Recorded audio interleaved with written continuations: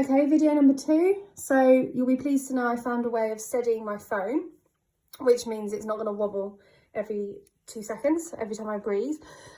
So this is the second video. I'm still on exercise 11F, which is your integration by parts. And this time we're going to have a look at question 6b. Again, I actually don't think the problem with this one possibly was actually with the integration, but quite possibly it was more with the manipulation you get at the end. So let's have a look. So this is the integration that you have to do. X minus 2 and 8 minus x all to the power of half with respect to x. So if we separate that again into our u and into our v dashed, and also while I'm here, I should really write the rule out. So it's the integral of u v dash with respect to x is equal to u times v minus the integral of v u dashed with respect to x. So that's the rule we're using, integration by parts. So again, like in the last video, I am going to take the time to write out what my u is, what my u dashed is, so I differentiate, what my v dashed is. I think it's particularly important in this one where it's a little bit harder. Right, integrating this. So it is linear, which means that we can, I mean it's linear inside the bracket, we can do the trick where we add 1 to the power, so it becomes 3 over 2. We're going to divide by the new power, and then we're going to divide by the differential of the bracket. If I differentiate the bracket, I get minus 1. So dividing by minus 1 times by minus 1, it's the same thing. I'm just going to stick a negative out in front there. Okay. So now I am ready to sub that into the formula. So I'm going for uv. So I've got minus 2/3. I'm going to keep this u in a bracket, and then you've got the rest of the v. I just always like to put the constant out in front. I think it makes a bit more sense.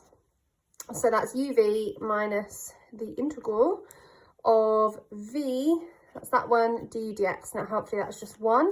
So in other words, I'm just integrating this. I'm going to do the same trick again, where I've got a minus and a minus, so I make that a plus, and I pull any constant out in front. I like them out of the way, basically.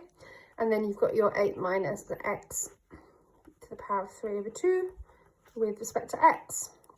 Now, if I write this out again underneath, what I'm going to do in the next step is actually integrate this expression here.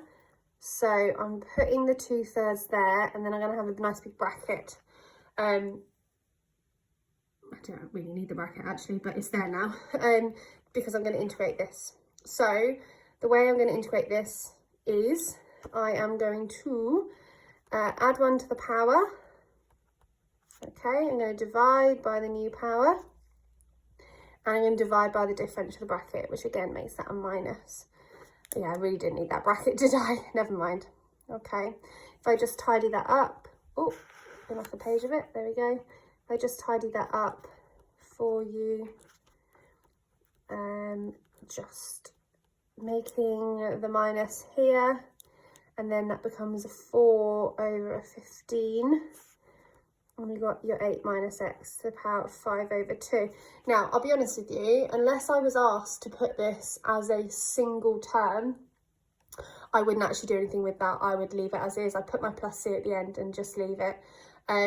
But we have a specific show that question, so we do need to make it look like the one that they have given us. So I'm going to start factorising things out. We've got 2 terms here. You've got this term, and then you've got this term.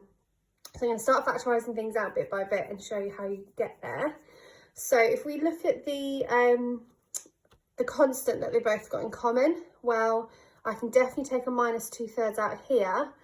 And if I take a minus 2/3 out here, I'll be left with 2 over 5. So I'm going to do that. I'm going to take the minus 2/3 out. Okay. Then the other thing that both this term and this term have in common is they've got an 8 minus x to the power of something. Now, when you take out like an algebraic expression with an indice, actually what you want to take out is the smallest power. So I'm taking that out. I like to do big square brackets here just so I don't get confused with my rounded ones, okay? But looking at this first term, I've taken out the minus 2/3, it's already there. I've taken out the whole of this, that's there. So I'm just left with that x minus 2. And then here, I've taken the minus out, that's already there. So this needs to be a plus. I need that to be 2/5, just quickly check. 2/3, 2/5 gives me 4/15, happy days. And then I'm gonna need another 8 minus x. And you have to think to yourself, what is the power that needs to be here so that when I expand this great big square bracket, so I do this times that, and then this times that, how am I going to get back to 5/2? Now, if that was 2/2, remember when you multiply, you actually add the indices, that would give me the 5/2. 2/2 is just 1, so I'm actually not going to bother writing that, okay? And then it's just a case of tidying up what is inside the bracket here. So straight away, keeping it big square brackets, I've got an x, and then I've got minus 2/5 x. So that's 3/5 x. And then if I've got minus 2 and I add 16/5, that actually gives me positive 6/5. You can check that on your calculator.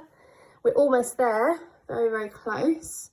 I've got a 3/5 that's in common in both of these.